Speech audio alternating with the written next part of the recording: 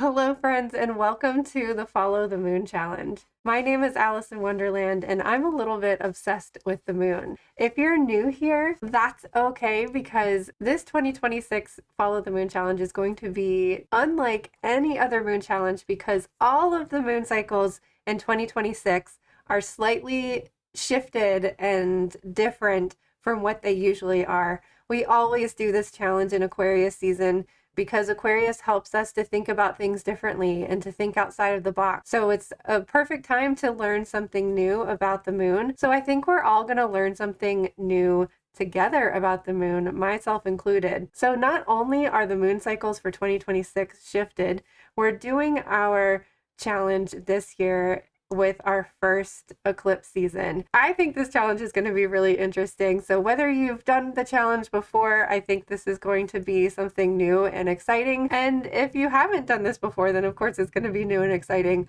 So I'm really excited to jump into today's video. Know that we are premiering them live every day for 30 days at 11 a.m. Without further ado, let's jump into today's video. Today is day one of the Follow the Moon Challenge.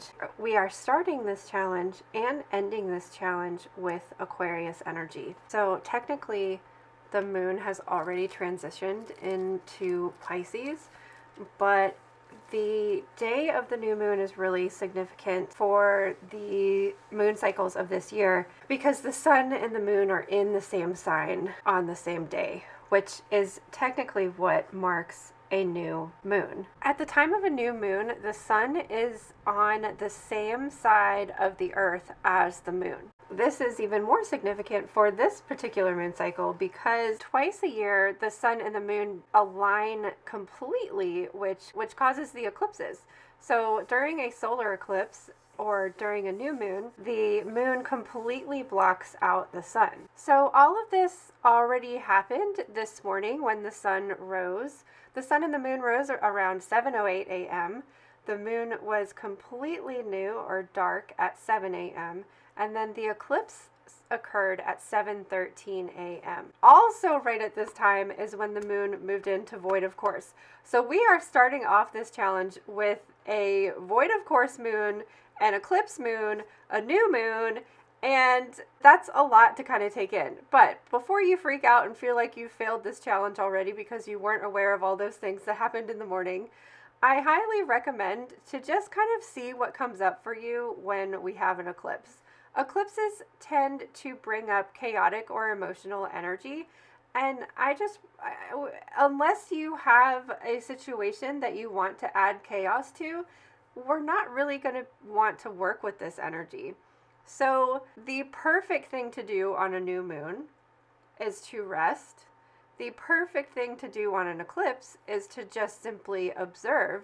And probably at 7 o'clock in the morning, you've already been doing that. The moon teaches us that wherever we are is exactly where we're supposed to be, no matter what phase, and to just kind of relax and get into the flow of our own cycle and rhythm. New moon, or the dark moon, corresponds with the season of winter. Nature teaches us that in the winter season, we are supposed to conserve our energy, conserve our resources, to rest, relax, and to hibernate. So every month when the moon goes dark, this gives us an opportunity to slow down, to release the things that aren't serving us, to prepare for the next moon cycle, to make room for the things that we want to call in.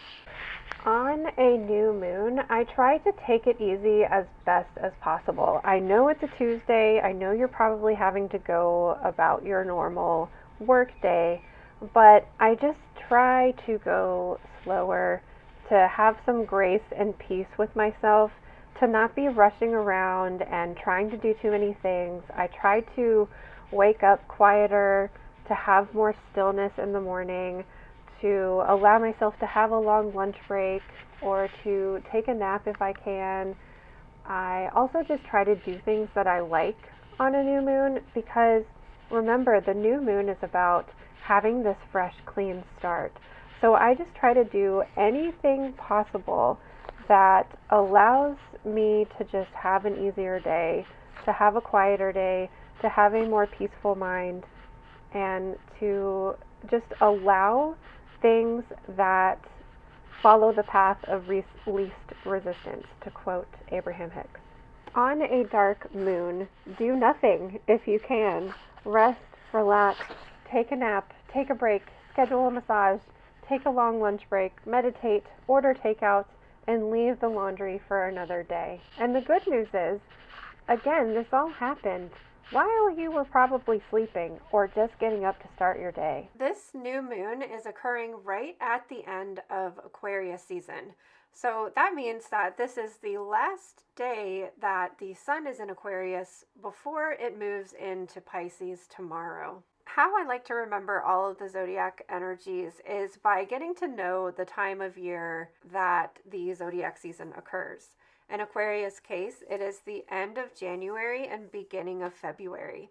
So this time of year marks the beginning of a new year, but we've already kind of been in the new year for about a month or so. So Aquarius energy has that feeling of new freshness. We've already started this new year. We kind of got a feeling for what it's like. We're trying new things. We're doing things differently. And that really encompasses the energy of Aquarius as out of the box thinking, starting new things, innovative. So I take this energy of the time of year, combine it with keywords that I've made up here: innovate, imagine, out of the box thinking. And then I combine that with the zodiac house that Aquarius rules, the planet that is ruled by Aquarius. And so I'm taking all of these keywords, and this is what I've encouraged you to do in the Follow the Moon journal, is to just dump all of these keywords into your idea of Aquarius energy to come to a conclusion to what this energy means for you. You will also notice here on this list that Aquarius is the element of air.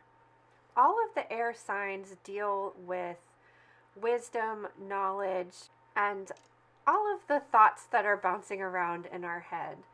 The element of air, think of like a cool winter's breeze that, it makes your cheeks turn pink. It makes your nose get a little bit chilly, and it wakes you up.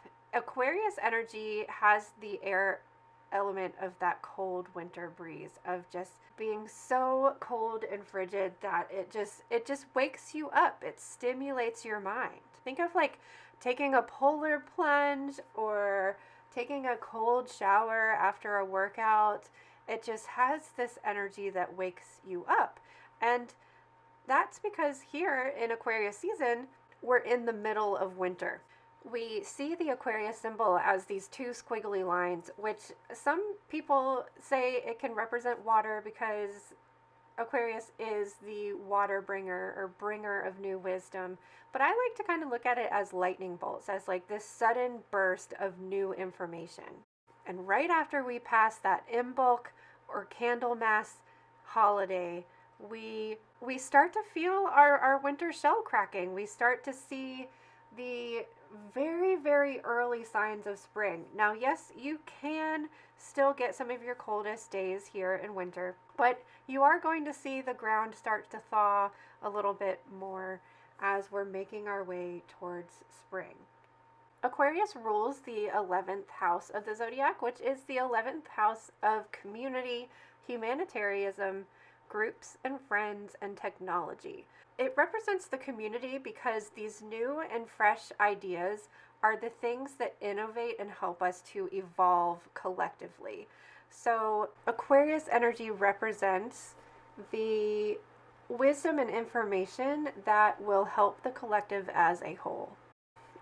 Uranus, the planet that also rules the 11th house, is the planet of liberation and freedom. It's how we come together as a collective and as a community to evolve and revolutionize the things that need to be revolutionized. Aquarius is the sign that's going to encourage you to create change. It's going to encourage you to not follow along with the norm. It wants you to liberate. It wants you to be free.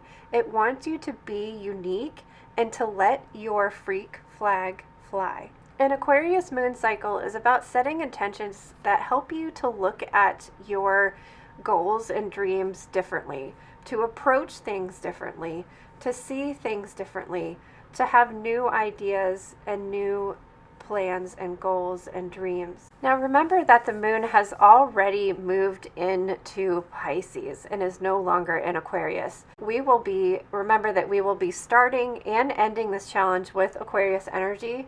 So every month you have a chance to tap into Aquarius energy if you feel like you need to, whenever the moon transverses through each sign. So we will talk more about Aquarius energy again at the end of this challenge, and it is an underlying theme for the entirety of this moon cycle. So we have moved from the element of air, of wisdom and ideas, into the element of water and Piscean dreams. So we are moving from our head into our hearts and our emotions.